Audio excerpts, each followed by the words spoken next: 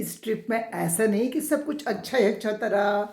गंगा के पास और फैमिली के साथ, फ्रेंड्स के साथ छोटे-छोटे 3 एडवेंचर हुए हैं। एक तो जाते ही ऋषिकेश में दूसरे दिन हो गया। मेरी एक आई में इतनी एलर्जी हो गई, स्वेलिंग छुटकी छुटकी सी हो गई और मतलब मैं डर गई नेचुरली। इंश्योरेंस लेके गई थी पर फिर भी ना मैंने जिसको जानती थी उसको कॉल किया, कहती है यहाँ पे तो कोई अच्छा डॉक्टर नहीं है आँखों का, देहरादून जाना पड़ेगा। इतना बिग इश्यू लगा, फिर वो तो किसी ने बताया नहीं, नहीं यहीं पे एक आँखों का है, तो नाम को हॉस्पिटल था पर क्लिनिक सा लगा मेरे को, पर काफ़ी रश था। तो फिर वही है, ऑटो से गई और उसने कहा कि एलर्जी की, तो उसने आई ड्रॉप एलर्जी की दी और एक ड्राई आइज़ की दी। उससे 2 दिन में ठीक हो गया, पर उस वक़्त मैं डर गई थी। मैंने सोचा ओके बैक टू कनाडा। मैंने अपने भाई को फ़ोन किया, फिर अपने बेटे को फ़ोन किया, मैं इतना डर गई थी। बस उसी उससे ना कि हम दूसरे कंट्री में हैं करके और इंश्योरेंस का क्या फ़ॉर्मेलिटी करनी पड़ेगी, क्या मुसीबत, मतलब पता नहीं क्या एकदम से ना, जस्ट वही है फ़ॉरेन लैंड लगती है ना, अब तो उसमें डर आ गया कि यार भाई परेशान होंगे और वो सब सोच के ज़्यादा आ गया। अपनी परेशानी से ज़्यादा ये था कि भाई को हैंडल करना पड़ेगा और कितनी बड़ी जो बड़ा बना गई थी एनीवे, पर सब ठीक हो गया था। तो एक तो ये है कि टिके रहना चाहिए, कुछ छोटी-मोटी चीज़ें आएँ, घबराना नहीं चाहिए और दूसरा आने से पहले हो गया तो वही है, वेलकम और गुड बाय में दोनों बार एक्सपीरियंस दिया। सो आने से कुछ दिन पहले क्या हुआ, राइट साइड में पूरा जैसे नर्व कोई दब गई हो, पूरा पेन, राइट हेड, राइट इधर पूरा नेक, शोल्डर, आर्म, पूरा दर्द और वो ठीक ही नहीं। फिर मेरे को पता है कि यहाँ पे कभी-कभी टेम्परेरी होता है, थोड़ी एक ही चीज़ होती है, इतनी नहीं कि इतना पूरा एक साइड हो गया।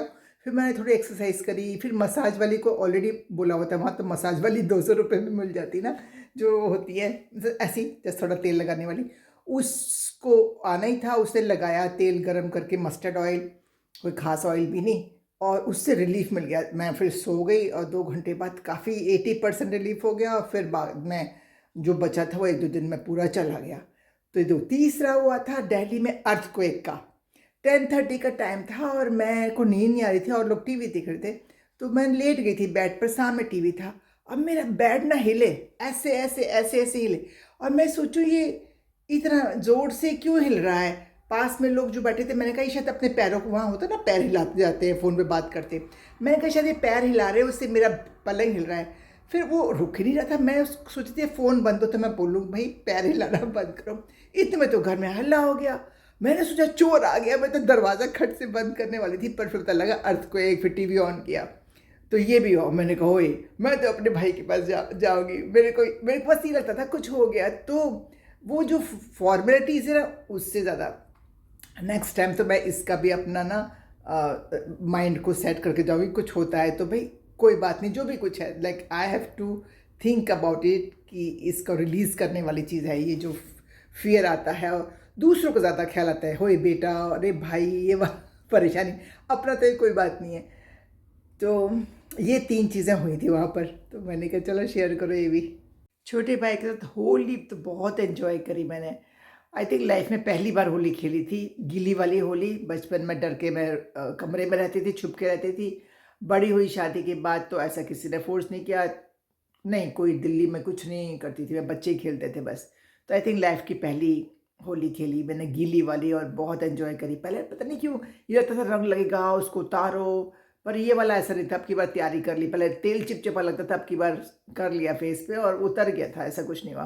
फिर वही ना, अब ये होता है ना कि कोई अगर मैं नहीं खेले तो दूसरे लोग नहीं खेले डालेंगे मेरे पर, तो वो सब नहीं हुआ एक्चुअली। ये भी बात है कि अब ऐसे ज़बरदस्ती नहीं लगाया, घर के लोगों ने लगाया, बस दैट्स इट। बाहर के लोगों को अगर मैं नहीं करी तो वो भी नहीं करे। तो गीली वाली अपने एंजॉय करी क्योंकि वहाँ पे वो रेन का बोलते हैं कुछ समथिंग, वहाँ पे से ऊपर से पानी गिरता था, उसमें मज़े करे कि थोड़ा भीग भीग के। सो होली का बहुत एंजॉय करा मैंने वहाँ। सबसे अच्छा एक्सपीरियंस यहाँ पर मेरा लोगों से मिलना, बहुत ही प्यार मिला। अम, और गंगा, ऋषिकेश की गंगा जी, ये 2 का मेरा बहुत ही अच्छा एक्सपीरियंस रहा। एंड घर में खूब अच्छा-अच्छा खाना खाने को मिला।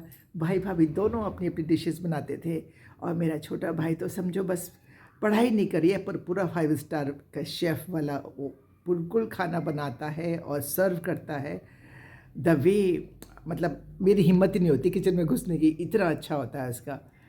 और जैसे होता है ना लेडीज़ का, हम किचन पे पूरा अपना हक रखते हैं और ये लोग को, जेंट्स लोगों को ज़्यादा पसंद नहीं करते। पर भाभी बड़ी कोऑपरेटिव है, अंडरस्टैंडेबल है दोनों, मतलब मेरी छोटी वाली भी और मेरे से बड़ी वाली भी, कि वो शांत अपना अपना काम करती है, किचन से बाहर रहती है, और भाई अपने करते, दोनों भाइयों को शौक है। पर छोटा वाला सबसे ज़्यादा, उसका बेटा भी ऐसे ही है। तो इतना अच्छा अच्छा डिशेस, हेल्दी हेल्दी सलाद और सैंडविचेस, सूप, सब्जियां, मतलब वो कोई चीज़ बनाएगा तो बिल्कुल डिफरेंट वे में बनाएगा और उसको रखेगा भी बोल्स में तरीके से, सेटिंग भी चीज़ों की तरीके से। तो हर रोज़ हर मील पर लगता था जैसे मैं कहीं पर अच्छे रेस्टोरेंट में खाने के लिए बैठी हूँ। बहुत ही अच्छा, बहुत ही अच्छा। तो वो जो प्यार से बनाते थे ना ये लोग, खाने को प्यार से सर्व करते थे ना, वो तो बहुत ही अच्छा एक्सपीरियंस रहा दोनों जगह में। हाँ, अब ट्रैवलिंग की बात की जाए कि कैसे कैसे, तो मैं ऋषिकेश में और नोएडा में, यहाँ पे ये अच्छा है टैक्सी के नंबर अपने पास रहे, जैसे यहाँ भाई ने दे दिए, ऑटो के उन लोगों के ड्राइवर्स के नंबर मेरे पास थे। तो नोएडा के लिए था मेरे पास, सेम ऋषिकेश में मैंने रख लिए थे जो जो अच्छे लगते थे। तो वहाँ पे बड़ी मोनोपोली थी ऋषिकेश में। तो जहाँ ठहर रहे थे ना, वहाँ के पास में वो जो इकट्ठे ऑटो खड़े होते थे, डबल प्राइस, और उन लोगों ने यूटिलिटी बना रखी थी। तो वहाँ से वो 300 रुपीज़ लेते थे, जैसे सेम जगह के बाहर से 150 रुपीज़ लगते थे। इस तरह की डिशेस खिलाई, उसमें मैंने परवाह नहीं करी अपनी सेहत की, क्योंकि ये तो अपने हाथ में जाके कटा लेंगे। पर ये भाइयों का प्यार भरा, भाभीयों का प्यार भरा खाना फिर कहाँ मिलेगा। तो आई नो कि सेहत बढ़ी है, आई नो पीपल नोटिस कर रहे हैं, they are talking at the same time, वो लोग हैप्पी भी हैं कि आई एम हैप्पी। सो ये अच्छी चीज़ है। और एक बात ज़रूर मेंशन करूँगी मैं, कुछ इश्यूज़ का भी जो फेस करी, ताकि लोगों को पता रहे जो बहुत टाइम से यहाँ नहीं आए हैं। जैसे सिम का है, मेरे को एक सिम चाहिए था लोकल इंडिया के लिए, ताकि मैं, अब हर बार मेरा छोटा भाई दे देता था फ़ोन, तो उसमें थोड़ा टाइम के लिए नहीं होता है, एयरपोर्ट पे मेरे पास आते वक्त नहीं होता है, वहाँ का को बहुत महंगा पड़ता है, जो भी है मेरे को अपना चाहिए था। तो उसके लिए मेरे को बड़ी मुश्किल हुई। ऋषिकेश में तो छोटी दुकान पे गई थी, वो कर ही नहीं पाया, क्योंकि मेरे पास OCI है। तो उसने कहा विजिटर वीज़ा पे जो आते हैं उसमें एक्सपायरी होती है, तो हम उनका कर देते हैं, आपकी में एक्सपायरी नहीं है। मैंने कहा क्योंकि मेरा लाइफ लॉन्ग का है। एनीवे, शॉर्ट में ये कि उसने 5-6 बार किया, मैं आधा घंटा बैठी रही, वो नहीं कर पाया। फिर मैं जयपुर में गई, वहाँ पे शॉप पे, प्रॉपर शॉप पे भाई लेके गए, वहाँ उसने कर दिया। OCI का, वहाँ OCI का नहीं आया था, वहाँ पे कुछ और इशू आया था, बट समहाउ वो रिज़ॉल्व कर हो गया, भाई ने बात करी और वो रिज़ॉल्व हो गया, तो इशू नहीं था। सीधी सी बात है, ये एयरटेल का लिया है। इन लोगों को ना जो रेगुलर करते वही करना आता है, इनको ना हर तरह के लोगों को फ़ोन देना नहीं आता, इनको वो ट्रेनिंग नहीं है इन लोगों को, तो उसमें हमें परेशानी होती। तो मेरे को परेशानी हुई, सिम मिल गया, अब वो मेरे कनाडा के फ़ोन में नहीं चलता था, सेम सिम मेरे भाई के फ़ोन में, इंडिया फ़ोन में चल रहा था, मेरे में नहीं चल रहा था, जबकि वो एयरटेल का बैठा है। एनीवे, सिम खरीद लिया, रखा रहा मेरे पास, मेरे नाम का लिया था मैंने। फिर जब मैं अपने छोटे भाई के पास आई, उसके फ़ोन में चल गया, फिर उसने मेरे फ़ोन में डाला, वो चल गया, उससे चल गया। तो ऐसे ऐसे लोग तो बैठे हैं। एनीवे, ये एक्सपीरियंस था मेरा कि मेरे को परेशानी हुई। जब जाने का समय आया, then now I have SIM. फिर उससे पूछा गया भाई कैसे इसको हम रख सकते हैं। सो थोड़ा दिन तो लगे मेरे को ऋषिकेश को समझने में, वो 300 वाले मैंने करती थी। उसके बाद फिर मैंने बाहर के ऑटो से, नहीं एक्चुअली लोकल लड़की ने करवाया था मेरे को कि इतने पैसे लगते, फिर मैंने उस ऑटो को कर लिया, उसका नंबर ले लिया। तो यहाँ पे ये बड़ा इजी, उनके फ़ोन नंबर ले लो। ये फैसिलिटीज़ तो एक्चुअली लोकल लोगों को ना बहुत अच्छी है। जैसे यहाँ भाभी है ना, हर चीज़ तो फ़ोन करके आ जाती है, इतना आराम है यहाँ पे। देखो, ब्यूटी पार्लर घर पे आ जाएगा, मसाज वाला घर पे आ जाएगा, मेडिसिन घर पे आ जाएगी, टेस्ट मेडिकल के कुछ टेस्ट, ब्लड टेस्ट वगैरह घर पे हो जाते हैं, एंड ग्रॉसरी घर पे आती है, दूध ख़त्म हो गया दूध घर पे बुला लो, ऑटो टैक्सी तो घर पे ही, मतलब क्या चीज़ नहीं आती। फ़ोन घुमाओ तो फ़ोन की फैसिलिटीज़ बहुत है। और मेरे को यहाँ पे पेटीएम, छोटे से छोटा, मतलब भिखारी का भी मजाक कर सकती हूँ। आई थिंक मैंने फ़ोटो नहीं ली, पर एवरीबडी हैज़ ए पेटीएम। अपने आप को लगता था हम कितने पिछड़े, क्योंकि यहाँ का कार्ड नहीं था तो कैश करना पड़ता था मेरे को तो। पर यहाँ के लोग तो पेटीएम, गूगल पे मैंने देखा पे करा किसी ने, तो बड़ा एडवांस हो गया है भाई। भारत हमारा जो है अच्छे वे में बदल गया है। और ऋषिकेश में देखने को मिला, मतलब छोटी जगह से लोग, गांव से लोग, बच्चे थे स्मार्ट, पहनने ओढ़ने में, बोलने में, हर तरह से बड़े स्मार्ट अच्छे लगे मेरे को। क्या उनका हेयर स्टाइल होता है, क्या उनके कपड़े होते हैं। पैसों से चाहे वो नहीं थे महंगे, पर सलीके के थे। तो भारत हमारा अच्छे वे में बदल रहा है, ये विटनेस हुई मेरे को। सच में बहुत ही अच्छा लगा। एक और एक्सपीरियंस मैं शेयर करूँगी अब, डोमेस्टिक फ़्लाइट की। तो मेरे को जैसे दिल्ली से जयपुर जाना था, तो जाते में स्पाइस जेट थी और लौटते में इंडिगो। सो शॉर्ट में ये बताऊँगी, Indigo is better airlines. Anyway, spice jet के साथ बुरा एक्सपीरियंस नहीं हुआ, पर लोग बता रहे थे कि ऐसा ख़राब होता है, पर मेरे साथ नहीं हुआ। तो जो चीज़ नोटिस करी, स्पाइस जेट बहुत छोटा प्लेन था। चढ़ने के लिए आई थिंक 4 स्टेप्स भी होंगे उस प्लेन में, और वो मेरे हाथ में कैरी ऑन था अंदर ले जाने के लिए। उसकी जो व्हील्स थी वो पूरा कवर कर रही थी सीढ़ी को, तो इट वाज वेरी अनकंफर्टेबल। तो ये समझ में आया कि छोटे प्लेन में ऐसे स्पाइस जेट के सामान नहीं ले जाना चाहिए अंदर। मैंने कहा लगेज क्या करना। और इंटरेस्टिंग जो था एक्सपीरियंस वो था, 1 आवर की फ़्लाइट थी। तो मैंने कहा अच्छा ठीक है, 10 मिनट पहले अनाउंस करेंगे। आधे घंटे बाद में अनाउंसमेंट आई, we are landing to the Jaipur. अब मेरे को तो रियल में लगा, मैंने कहा रागिनी इस बार तो पक्का पक्का तू गलत प्लेन में बैठ गई। जबकि हर जगह पूछा जाता है, वो भी चेक करते हैं, बट इस बार मैं कन्विंस थी कि आधे घंटे में जयपुर कैसे आ सकता है। फिर भी मैं काम रही ऊपर से, मैंने आगे वाली लेडी को टैप करा उसकी पीठ पे, और मैंने कहा बिल्कुल जैसे लग रहा था गाँव वाले होते हैं कि ये फ्लाइट जयपुर ही जा रही है ना। उसने कहा हाँ जयपुर जा रही है, ये ऐसे आधे घंटा ऊपर उड़ती है और आधे घंटा नीचे। मैंने कहा अच्छा कुछ वेटिंग होती, कुछ होता होगा। मैं फिर शांत बैठ गई। मैंने कहा अच्छा आधा घंटा, इतने में तो 10 मिनट में तो देखा कि भाई वो नीचे उतर आया और बस भी आ गई। 40 मिनट में वहाँ पहुँच गए और बाहर आ गए। अब भाई को तो 1 घंटे बाद का था।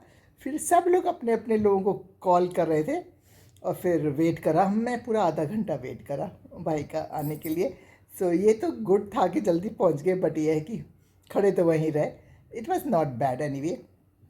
बट ये है कि इंडिगो अच्छा प्लेन था, बड़ा प्लेन था और स्पेसियस था, तो वो एक्सपीरियंस अच्छा रहा। दूसरा ये कि यहाँ पर मेट्रो ट्रेन बहुत सुनती थी। मेट्रो ट्रेन अच्छी होती है, मेरी हिम्मत नहीं होती थी, क्योंकि मैं कनाडा में भी ज़्यादा नहीं गई ऐसे ट्रेन वगैरह में। पर मैंने कहा चलो ये भी सीखते हैं, देखते हैं, नेक्स्ट टाइम के लिए अच्छा हो जाएगा, क्योंकि बहुत फ़र्क है मनी में। जैसे 500-700 में जो मेट्रो से नहीं, वो तो बस का है, कोच बस का भी मैं वो नेक्स्ट टाइम करूँगी। मतलब पैसे में बहुत फ़र्क है। 70 रुपीज़ में जो आ गए हम, वो टैक्सी से आई थिंक 1,500 रुपये लगते।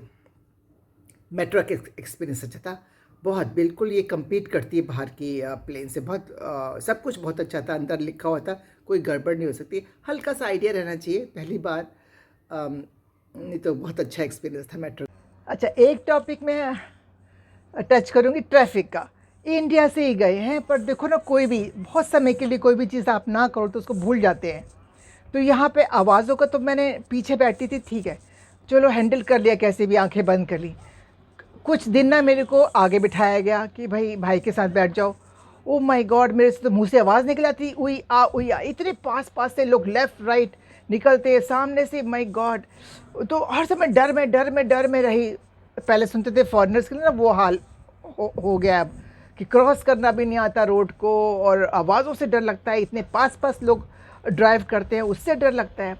पर अच्छी बात पता है क्या है, सब लोग साफ निकलते रहते हैं। तो मैंने यही कहा कि इन सब के ब्रेक्स बड़े अच्छे हैं, आपस की अंडरस्टैंडिंग अच्छी है, कि सब सब निकलते जाते हैं। मेरे को डर लगता है, पर वो लोग सब साफ निकल जाते हैं। तो ये अच्छी खबर रही। तो ये एक्सपीरियंस इस मामले में था। दूसरा, छुटकी चीज़ें हैं, जैसे चार्ज करने का, जो मैंने पहले भी बताया है।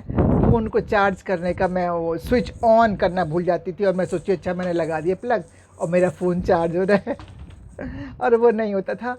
और हीटर का सेम, क्योंकि फरवरी में आई थी, ठंडी थी, तो थोड़े गर्म पानी से नहाती थी।